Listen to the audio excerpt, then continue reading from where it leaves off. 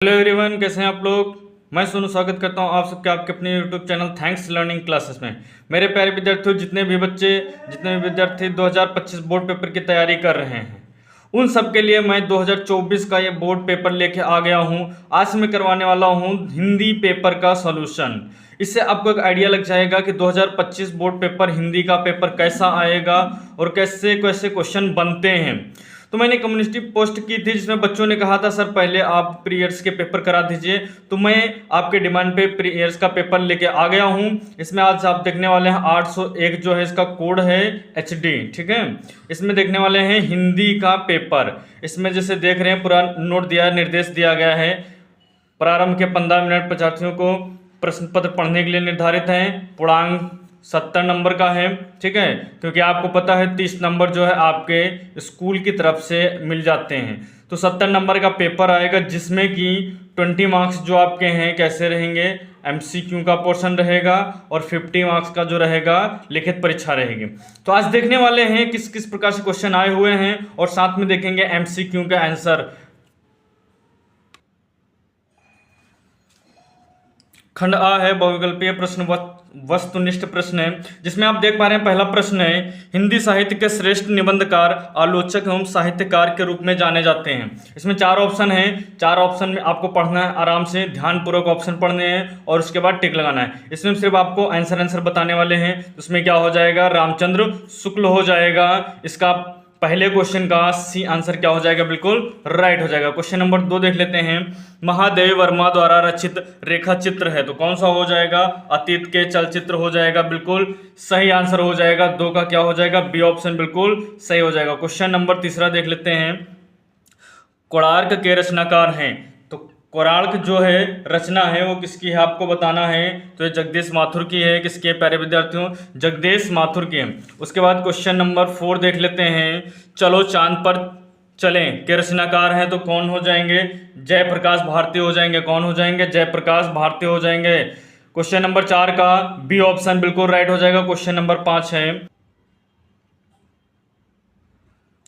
तूफानों के बीच रचना की विधा क्या हो जाएगी, ये हो जाएगा इसका डी ऑप्शन हो जाएगा, रिपोर्टाज। क्या हो जाएगा, रिपोर्टाज हो जाएगा। क्वेश्चन नंबर 5 का डी ऑप्शन बिल्कुल सही हो जाएगा। क्वेश्चन नंबर 6 है केशव दास किस काल के कवि हैं, आपको बताना है। ये इंपॉर्टेंट क्वेश्चन है, कई बार पूछा गया है। तो ये रीतिकाल के कवि हैं। क्वेश्चन नंबर 7 है भारत भारती के रचनाकार हैं, तो मैथिली शरण गुप्त हैं। अब देख लेते हैं नेक्स्ट क्वेश्चन।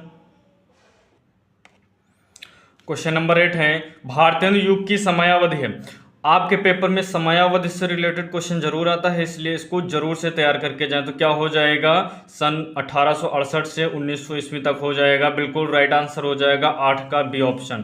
क्वेश्चन नंबर 9 है सुमित्रानंदन पंत की रचना नहीं है, आपको बताना है कौन सी रचना नहीं है। तो कामायनी नहीं है इनकी रचना, ठीक है, जयशंकर प्रसाद की है। क्वेश्चन नंबर 10 है रिक्ति मुक्ति काव्यधारा के कवि हैं, कौन है आपको बताना है। तो घनानंद क्या है, रिक्ति मुक्ति के कवि हैं। उसके बाद बताना हा रघुनंदन प्रेम परिते, तुम बिन जियत बहुत दिन बीते। उपयुक्त पंक्ति में रस है, तो कौन सा रस है, रस से आते हैं क्वेश्चन, तो याद कर लेना। करुण रस, हास्य रस, दो ही आपको पढ़ने हैं, तो इसमें क्या हो जाएगा, करुण रस हो जाएगा। उसके बाद क्या है, जौ आँखिन सब देखिए आँख न देखी जाहि। उपयुक्त पंक्ति में कौन सा अलंकार है, तो उत्प्रेक्षा अलंकार हो जाएगा। इसके वाचक शब्द आपको याद करने पड़ेंगे, वाचक शब्द याद कर लेंगे तो उसमें से ये जो मिल जाएगा, ठीक है। नेक्स्ट देख लेते हैं। सोठा छंद के पहले एवं तीसरे चरण में मात्राएं होती हैं, तो 11-11 मात्राएं होती हैं। 13 का हो जाएगा सी ऑप्शन बिल्कुल राइट हो जाएगा।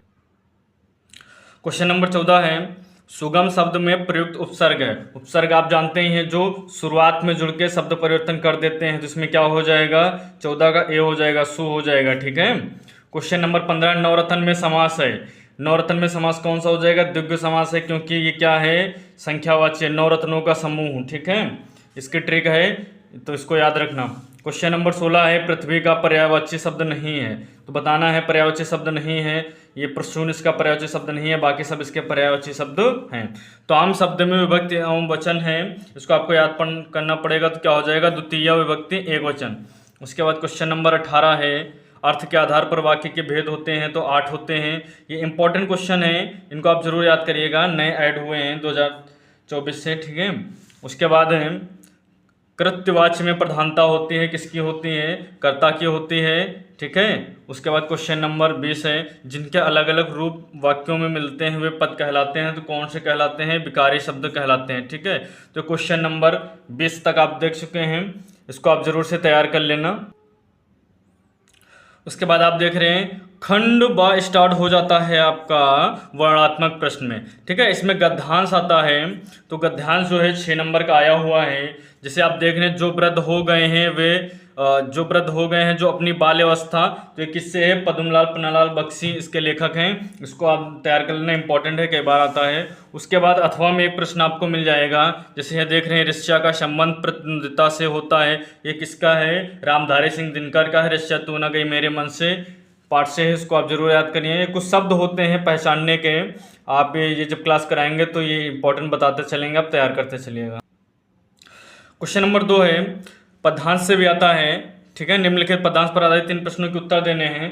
तो ये देख सकते हैं यहाँ पर क्या है, कहीं कहीं शब्द आ जाता है सूर, तो ये क्या है, सूरदास से है, और पद पाठ से है। ठीक है ना, पद पाठ से है, और इसके जो लेखक हैं कौन है, सूरदास हैं। ठीक है, तो ये जरूर याद करके जाना है आपको। उसके बाद अथवा में मिल जाएगा, चाह नहीं मैं सुरबाला के गहनों में गूथा जाऊं, ये है माखनलाल चतुर्वेदी का, और ये पुष्प की अभिलाषा जो है, पुष्प की अभिलाषा। ठीक है, इसको आप जरूर से देख करके जाना।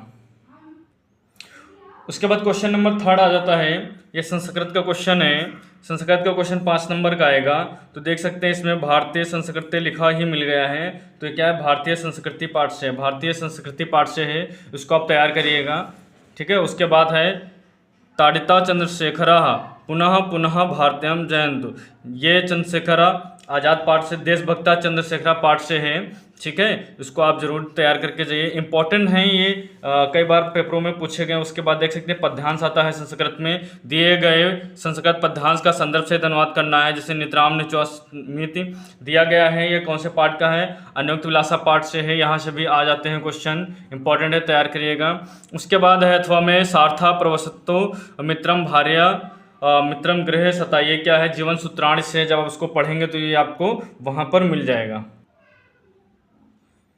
उसके बाद आप देख रहे हैं क्वेश्चन नंबर 5 है। क्वेश्चन नंबर 5 क्या था, खंड काव्य आता है। ठीक है ना, ये 3 नंबर का आएगा खंड काव्य। आपके डिस्ट्रिक्ट में जो भी चलता है वो आपको खंड काव्य लिख करके आना है, ये आपके डिस्ट्रिक्ट वाइज है, या आपके स्कूल में बता दिया जाएगा कौन सा आपको खंड काव्य तैयार करना है। ठीक है, ये आपके खंड काव्य दिए गए हैं, तो ये आप खंड काव्य जरूर से तैयार करके जाएं, और जो आता है वही आप तैयार करके जाएं। उसके बाद क्वेश्चन नंबर 6 देख सकते हैं, लेखक का जीवन परिचय है, कौन कौन आया है, रामधारी सिंह दिनकर आए हैं, और डॉक्टर राजेंद्र प्रसाद है, भगवत शरण उपाध्याय हैं, आप इनको तैयार करके जाइए। उसके बाद इसी का क्वेश्चन नंबर 6 का एक खा आता है, एक कवि का जीवन परिचय लिखना होता है। इसमें कौन कौन से आए हैं, सुभद्रा कुमारी चौहान हैं, मैथिली शरण गुप्त हैं, बिहारी लाल और केदार सिंह, याद कर लेना इनको। ठीक है, उसके बाद क्या है, क्वेश्चन नंबर 7 आता है, एक श्लोक लिखने के लिए जो इस प्रश्न पत्र में ना आया हो, तो ये कितने नंबर का आएगा, ये 2 नंबर का आएगा, इसको आप तैयार करिएगा। उसके बाद अपने निवास स्थान के आसपास मोहल्ले की नालियों की समुचित सफाई के लिए नगर जनपद के स्वास्थ्य अधिकारी को पत्र, या फिर अपने विद्यालय के प्रधानाचार्य को छात्रवृत्ति के लिए एक आवेदन पत्र, एक पत्र आएगा लिखने के लिए 4 नंबर के लिए, इसको आप जरूर से तैयार करके जाइएगा। ठीक है, उसके बाद ये प्रश्न आ जाएंगे संस्कृत में लिखने हैं, तो ये 4 प्रश्न दिए गए हैं, इसमें से आपको कोई 2 याद करके जाने, जैसे ये विद्या केन वर्धते चंद्रशेखर का आशित, बहुत इंपॉर्टेंट है, कई बार प्रश्न पूछे गए हैं, तो आप इनको जरूर से तैयार कर लीजिएगा। उसके बाद क्वेश्चन नंबर 10 है, एक निबंध लिखने के लिए आएगा, जो कि अब है 7 नंबर का। ध्यान देना पड़ेगा आपको, कहीं ना कहीं सिलेबस थोड़ा बहुत चेंज होता रहता है, तो उसके अकॉर्डिंग आपको पढ़ाई करनी है। जैसे 2024 से काफ़ी सिलेबस चेंज हुआ है, तो आपको ये चीज़ें ध्यान में देनी है। ठीक है, इसमें से निबंध कौन कौन सा आया है, पर्यावरण प्रदूषण की समस्या एवं समाधान, वेरी इंपॉर्टेंट है, कई बार पेपर में आया हुआ है। उसके बाद है इंटरनेट, फिर है छात्र तथा अनुशासन, उसके बाद है किसी एक त्यौहार का वर्णन, उसके बाद है नई शिक्षा नीति। उम्मीद है प्यारे विद्यार्थियों ये पेपर आपके लिए काफ़ी हेल्पफुल रहेगा, इससे आप अपनी प्रैक्टिस करते रहें, और इसके जितने भी क्वेश्चन हैं ये सब आप धीरे धीरे याद करते रहें, कॉपियों में लिखते रहें, और इसी तरीके से मैं जितने भी क्लास 10 के सब्जेक्ट हैं एक एक करके करवाने वाला हूं, तो आप चैनल को सब्सक्राइब कर लीजिए जिससे कि आपको टाइम से वीडियो मिलते रहे और अपनी एक शानदार तैयारी करते रहें। तो मिलते हैं नेक्स्ट वीडियो में, तब तक के लिए जय हिंद।